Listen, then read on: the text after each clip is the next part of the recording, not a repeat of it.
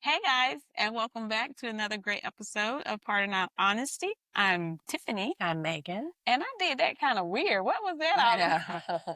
I think you forgot for a minute. Wait, what?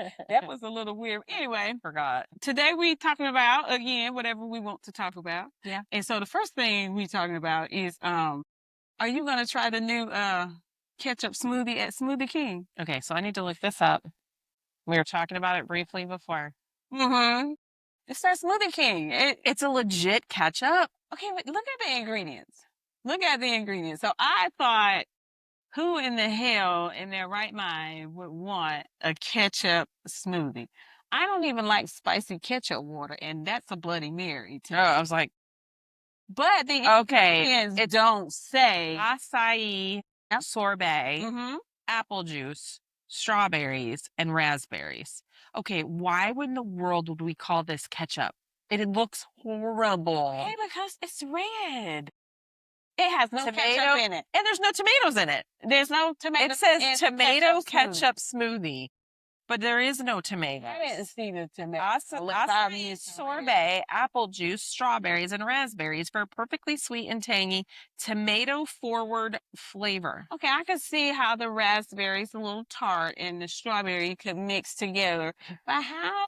I would not mark it that way. How? Yeah, because, well, I don't know.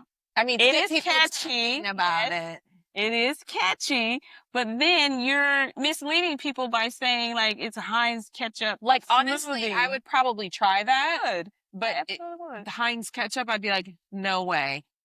Because I'm not a ketchup fan. I hate So I would be like, no way, that's disgusting. But now when I read the ingredients, okay, it's some with apple juice, basically. I'm gonna get one after this, but take it on the egg. But he watches this funny guy that does these spaces in the different restaurants, and he talked about it today and was like, "What in the hell?" And I was like, "Wow!" And then when I read the ingredients, I was like, That sound like ketchup? No. "Like that."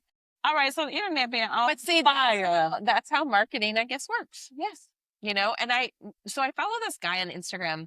He goes around, you've probably seen him, maybe not, but he interviews like millionaires, billionaires. He just walks up to them and says, I have a channel and I interview, blah, blah, blah. And this one lady said that the more noise that you can make and the people dislike you, the more money you'll make off of that because it creates noise and people will go to your page and like you and follow you. And she's like, Absolutely. so the more you're not like, probably the more famous you'll get. Shock. I was like, wow, what an It's approach. still that shock jock of, if I say the craziest thing ever, whether I believe it or not, it's going to get people talking and wanting to know more about what is this crazy person doing. I would really Or say just get it caught out up in, loud yeah. if I wasn't who I am or what I Right. am or have this job or wouldn't get in trouble. So Because I literally every day something happens in my life, right? And I just want to get online and vent about it, whether it's my kids or work or whatever. And then I'm like, I can't do that. I can't do that. I'll be judged. People do this. I'll say the wrong thing and people will hold me in contempt the rest of my life. And then I just like, but I know like when we do this even, like I know there's somebody out there relating and Yeah, they're like, yeah, yeah, absolutely. yeah. But like every day something happens, especially with the kids, man. I want to have like a chronicles about being a boy parent and like just every day be like, or maybe not even necessarily boy, but how your kids could be so different Yes. in the same house, right? And then I'm like, nope, don't post that. Nope, don't say that. Nope, don't do that. Nope, nope, nope. Because somebody will turn even the most innocent thing into a negative or bad or I think that's always my fear when posting on social media, whether it's for us or for myself, is how is this going to be perceived? Because there are a lot of things that I probably would say if I wasn't worried about who is it going to offend? How are they going to take it? This is my truth, even though you might not like it. This is my truth. This is what I'm feeling today. This is what I'm going through. Even especially with my trauma, it's like, okay, I will say some stuff, but not go too far because I don't want people to feel like, oh, she's just saying that to get sympathy. right. Like all the time I follow these random, I mean, I tell you, I get down in somebody's page sometimes. I don't even know how I got there. But then it's like somebody just sharing themselves and people are attacking them in the comments. And I'm like, what is the point of even writing a shitty comment? Like, just if you don't like what they're saying, scroll on. But then I'm just like you. If you share too, even on our podcast, I feel like, we kind of like when we start to talk about our kids or our spouses, we're kind of like, because somebody's going to take it and turn it into something, or Mhm. they're going to be, how could you say that? Well, Or they would just tell me, "You're doing too much," and I was like, "Wait, what? I'm doing too much? I didn't mention your name for one, but I that heard it." expression annoys me. You sound like Ed. We have a kid that says that.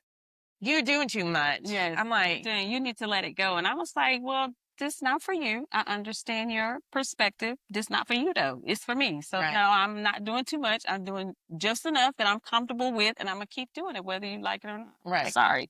Anyway. And I think I wonder sometimes, like if we talk about stuff that we talk about, when somebody is listening and watching it, if they feel maybe it's not even about them, but they feel it's about them. They take that negative, when you read these people's comments, they take these negative approaches to things. And I wonder if it's like their own guilt or their own defense or their own, you know what I mean? Like, well, why would you say you believe kids should be whatever spanked? They just go off the handle. Maybe it's because they were spanked and they thought it was abuse, or maybe maybe it's their own internal. I don't know. I don't know. I I wish we could just be like, yeah, which we but probably could, but I could. we'd have to be prepared for the backlash. I don't I think we're am at a think point yet. Yeah. like I do not want this Listen, if we're making, internet trolls 20 to grand a come. month, then Amen. we might have some Amen. backlash. Not Amen. right now. I don't want to be canceled yet. Yeah, I got let's it. not get canceled. All right. So the next thing that I saw on the internet that I thought was hmm, sometimes I do have philosophical thoughts. And Ed was reading to me this meme that said, I don't know if it was a meme, it was just a post. Poor people like to tell rich people what to do with their money, but poor people don't want to be told what to do with their money. And I thought about that for a second, and I said to Ed, I am a huge car fan. I love cars. I love fast cars. I love fancy cars. I love cars. Mm.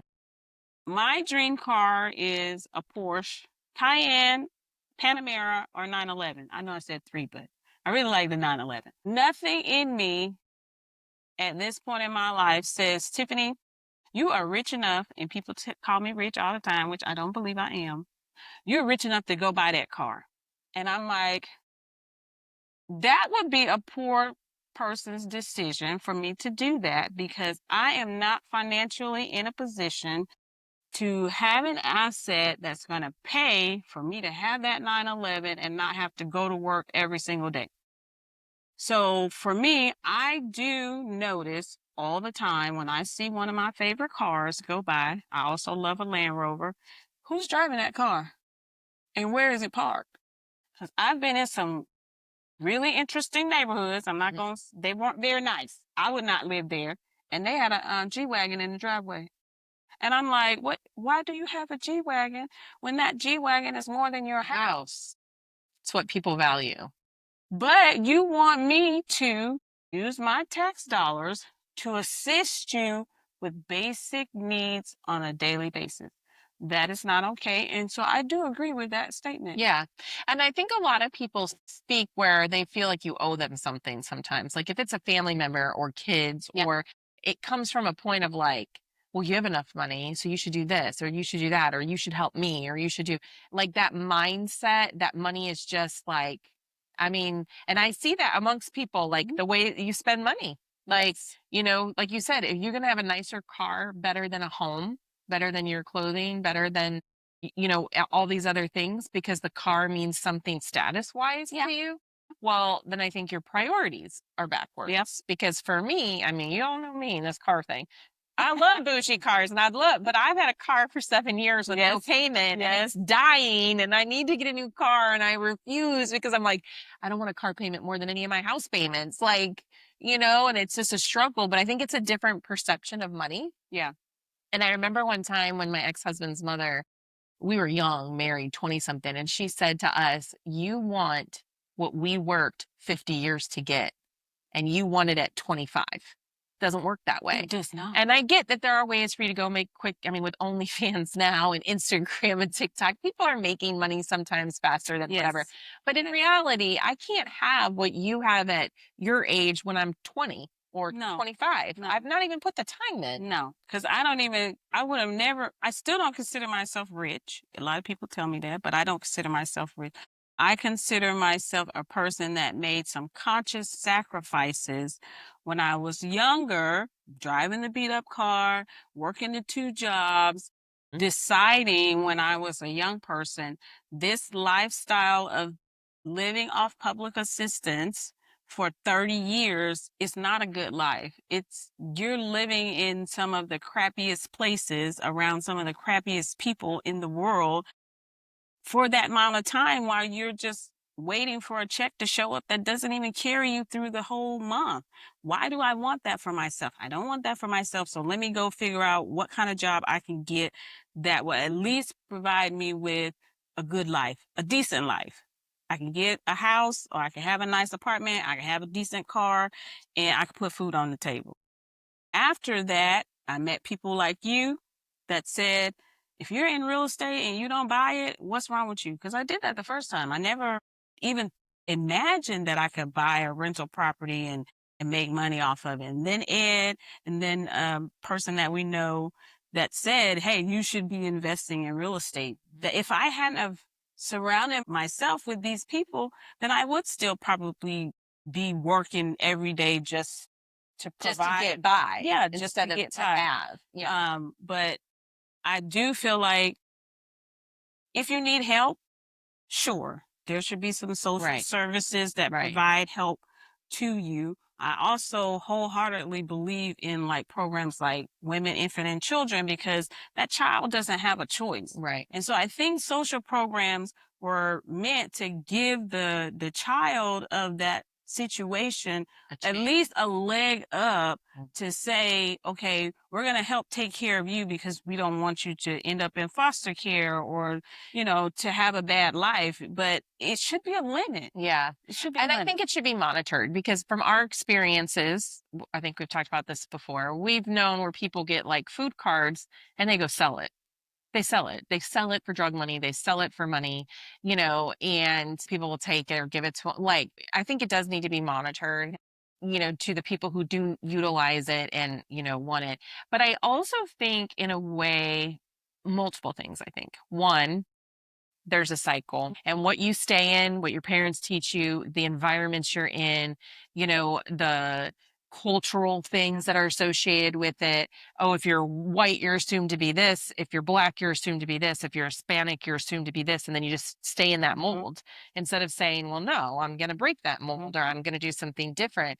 And I think, too, I feel the last few generations, parents have spoiled their children so much that now when they become adults, they're expecting all these things, right? But they don't have, they're making decisions poorly because they don't have money. Yeah. So they're telling you what to do with their money because they don't have money, living on mom and dad's money. Mm. And, I've even had some of these kids around us say, well, you brought us into this world. You should provide us with everything that we want. And I'm like, No, man. I'm to provide you with a home, clothes, like healthy stuff. The Xboxes, the new iPhones, the new AirPods, the new all this shit. Like, but people who have no money, children, young adults, they think they have all the Yeah. answers and they're just going to end up repeating that cycle. But I also think when I was young, I didn't have a lot of stuff. So I did the opposite of what my parents did to me, which, like you're saying, was give them everything. Now that I look back on it, what she did for me and how she raised me taught me a lot of good lessons that maybe if I'd have done that to my So let me ask you this. Well, we know this from our last, you're still helping your kids. hell yeah. So, I mean, like, they're not saying it's a bad thing because Yes, I'm not yes. saying you shouldn't help your children, but if they're counting on you, if they're dependent on you, then you didn't break that. No. And before we got on here, we did look up some stuff just about interesting, but it does say that only 46% of adults in America have enough emergency savings for 3 months, meaning if you lost your job, something happened, 46% have enough to survive for 3 months. Another 30% has some form of savings, not a lot. And then 24% have none at all. Um, 37 to 42% of Americans cannot cover a $400 to $1,000 surprise. That's a car breakdown. I mean, that's the first one I can think of. Your battery in your car is 200 bucks. If you got to pay somebody to do it, if maybe you have a medical thing, if you don't have insurance. And 46% of all Americans carry a debt on their credit cards between six and $8,000 a month. Of course. So I think that goes into it as well. That mentality of spend it while you have it. You don't necessarily have to save it. And I think that's where people get the nice cars. Like, I know I can pay the car. Why would I just put that in savings? Let me just. You can pay the car. If you're going to work every single day and Check to that check. living check to check, and that car is over half of your income, how is that okay? How is that living? It's not. It's not. It's scary. It's putting you in a very bad position because what happens when you lose that job? You don't have the 3 month savings. Your car gets repoed. Now you don't have a car. You can't get another job. And that's where the cycle becomes of poverty. You know, you overspent, you were in a situation, and now you're like, crap, what do I do? And I feel like, but I think it does come from either changing, like my parents didn't really talk about money. Like my Never. parents had money, but we didn't know. Me and my sister just went on vacation. We were joking about it, how we thought we had no money. So like, you know, it's funny. And, you know, because our mom, she wouldn't take us to the doctor unless you had to. We had hand-me-downs. We went garage sailing, all this stuff, right? And that's why to this day I hate.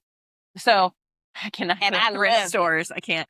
But you know, but they never talked about it. Now with me, I was in debt in my first marriage a lot. I mean, we were $30,000, $40,000 in debt. We did Dave Ramsey. We got out of it. And then as soon as we had kids, we were talking about savings and what do you want? What's your goal? And you can't, you know, and it syncs with some of them and doesn't sync with the other. The other ones are spending beyond what they have, overdrawing their account. And it's like, if you can't get that at 16, 17, 18, it's going to be hard for you as you go out into the adult world and you keep overspending. But you have to have the conversation. And I guess Yeah. for me today, that's why I wanted to have this conversation, because we don't talk about it. I know, especially in my culture, we didn't talk about budgeting, finances, savings, putting money in a 1K, investing in the Play a stock lot market. to the cultural thing.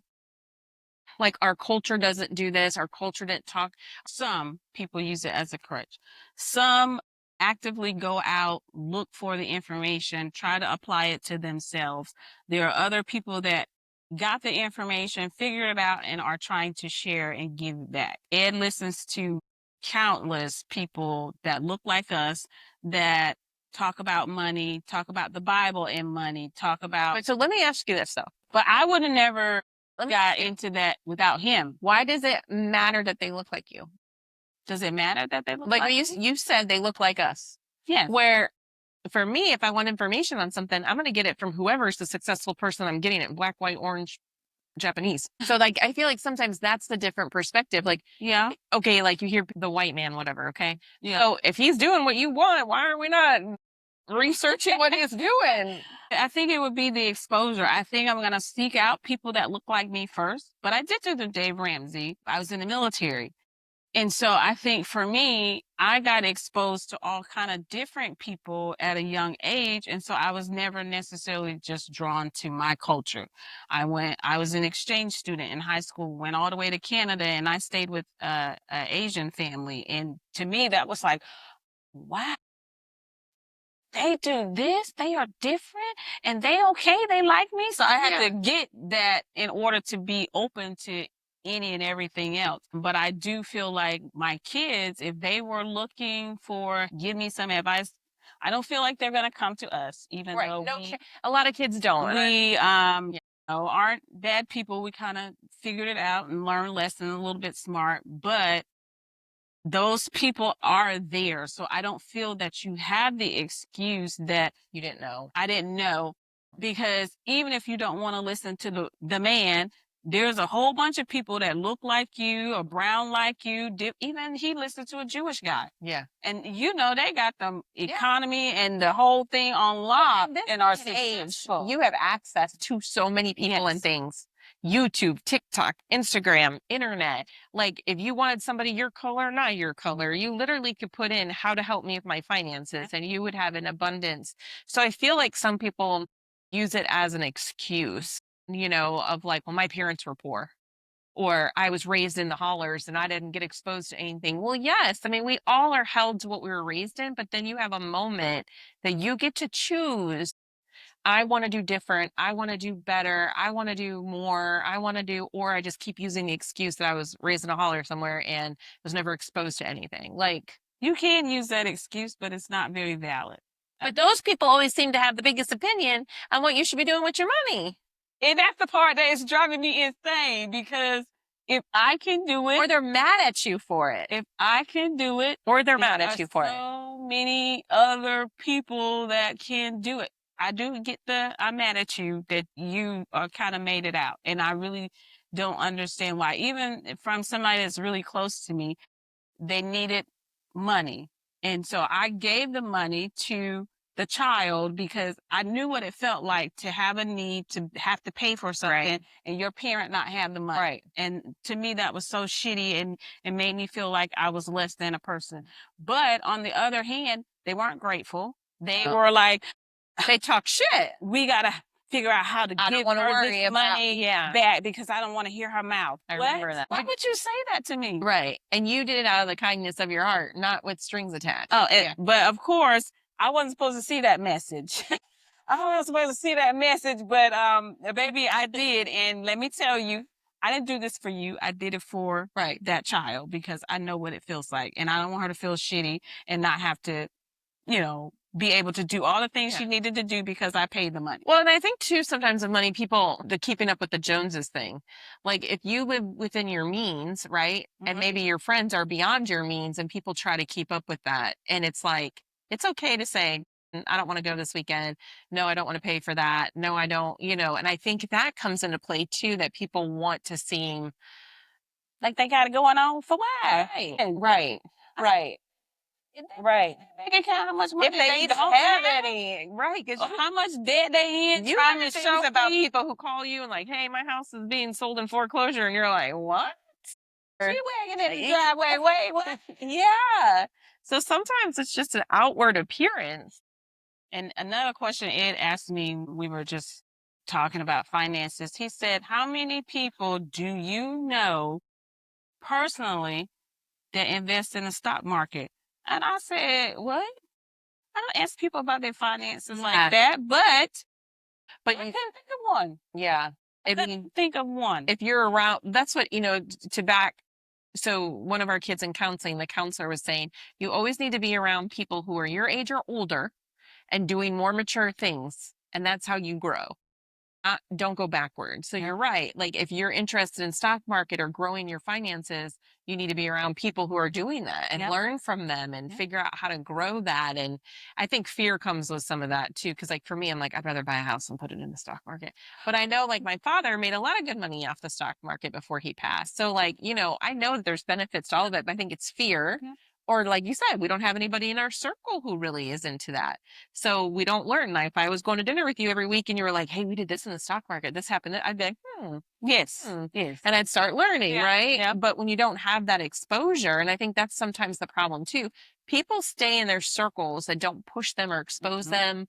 You leave high school and then you stay with the same group or you take the job or you do whatever and you don't push yourself outside of what you already were raised with or to Yep. kind of learn new things. Yep. And I just, for me, I knew very early on the life that I grew up in, I absolutely did not want it. I saw my aunt, which I credit her for a lot of exposure that I had as a young person. She had a house. And I was like, well, I want a house. She can get a house. I should be able to get a house. And then, like I said, just being around different people in the military, I don't remember even considering the stock market until I was in my 30s. It was 2007. We were in Iraq.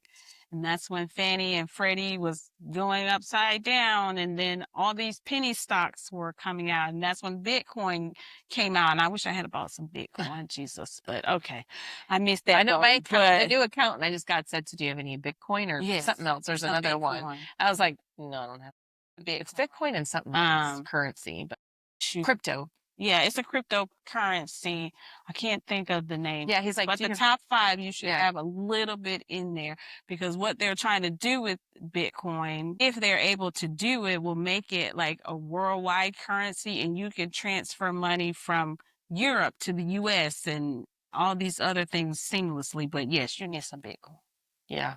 Yeah, I feel like, when you're on the outside looking in, sure, your situation might not be the greatest.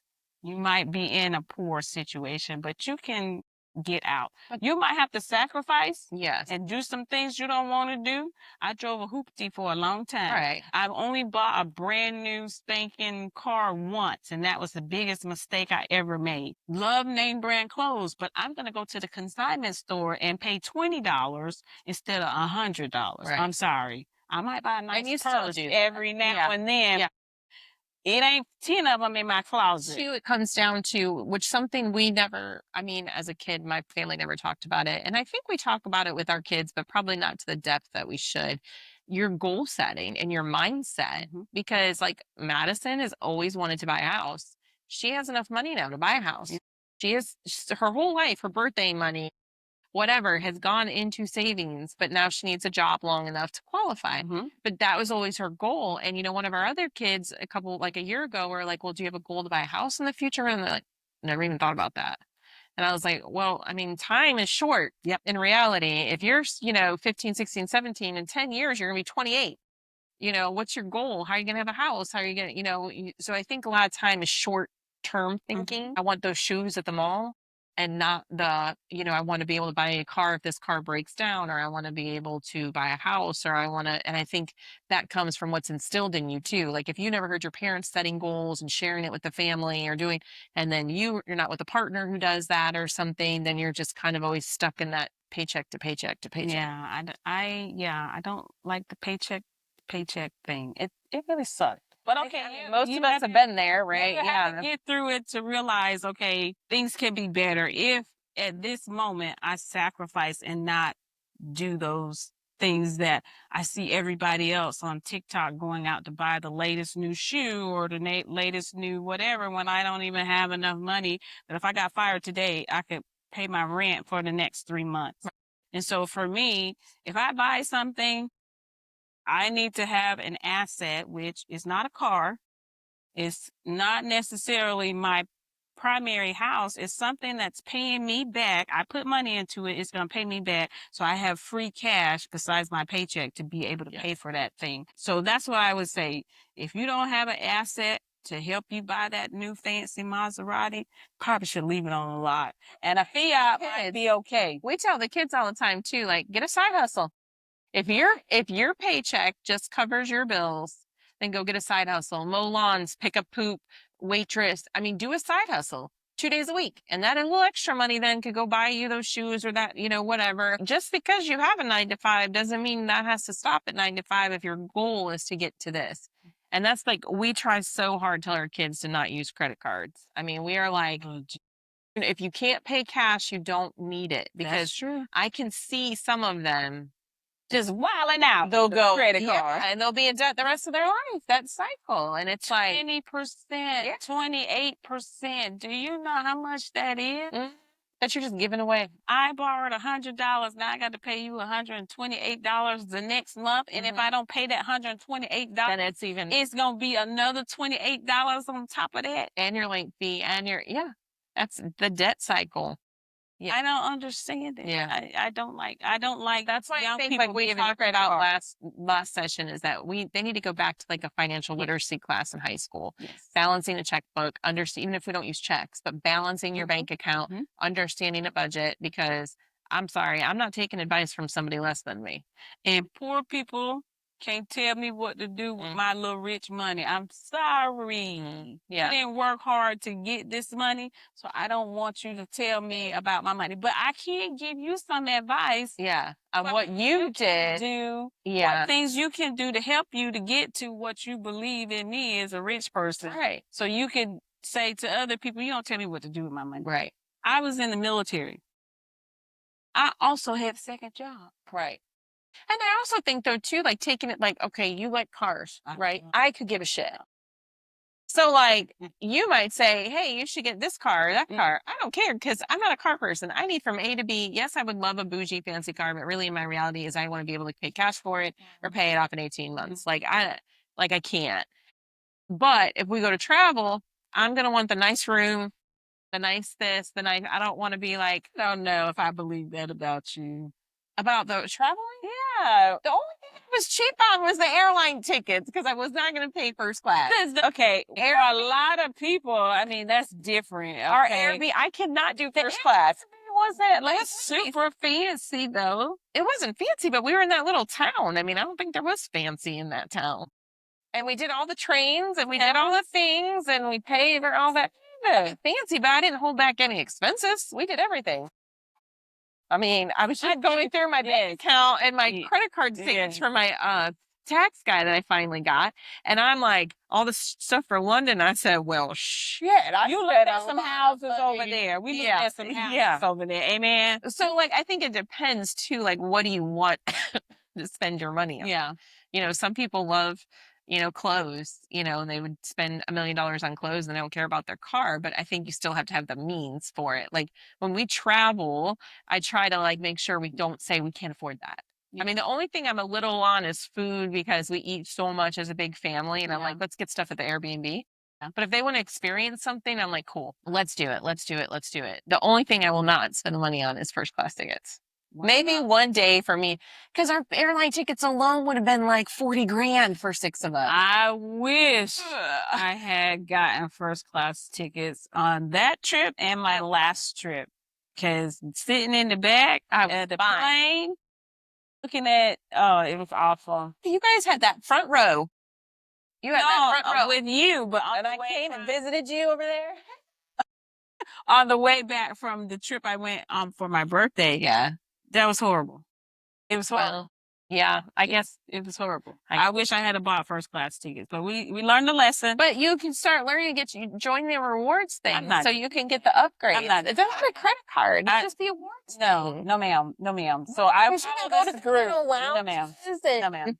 I follow this lady that I met in Brazil. And that's what she does. She gets credit cards, and I would not do that. 4 or 5, and I don't. They do. They charge it up. They get the points. Get all these points, and she's been to 8 different countries, and it was all free. And I was like, no, ma'am, I can. That would make me throw up. And like, I use my credit card every month, and I pay it off every month. But if I used it for every single thing, it would make me vomit. I'd rather just go out of my debit card because 1 month of you forgetting to pay it off, oh my gosh, I would throw up. Then it's like I would throw up. Yeah. I would throw up. And especially for like, you know, us being commission based, you really don't work a budget off of a regular 9 to 5 if you were to lose your job. You know, like, I mean, I know you have retirement, but like for me, if I end up not selling houses for 4 months, I better have had a savings and an income set out for myself because otherwise I'd be screwed. But again, that's like you making the sacrifices. I don't have a 9 to 5. And so when I do get a check, I need to put some money to my savings. I need to know if I don't work for X amount of months. To my retirement. Do we even talk about retirement anymore? I know Social Security is such a taboo word that we don't even speak about it because who the hell knows how long it's going to last because we're living longer and we got more people on it. But what about your 401k? What about just a savings account or a money market account? I'm like bad with that. I have a savings. I have one Roth rollover IRA, but not a lot in there. For me and my mindset, my retirement are my properties. So like by the time I retire, they'll be paid off. I'm either going to collect the rent on it as my income or sell them. But that's it. But I should have another one. I should, but I don't. All right, Megan. I know. We need to get some investment. Yeah. Okay. And don't be telling me what to do with my rich money. Okay. Amen. All right, guys. What are your thoughts about this topic? Do you have any financial advice you want to share with our audience, or do you have any comments? Put them down below. Be sure to like, share, and give us 5 stars if you're on Apple Podcasts or Spotify. And until next time, bye, guys.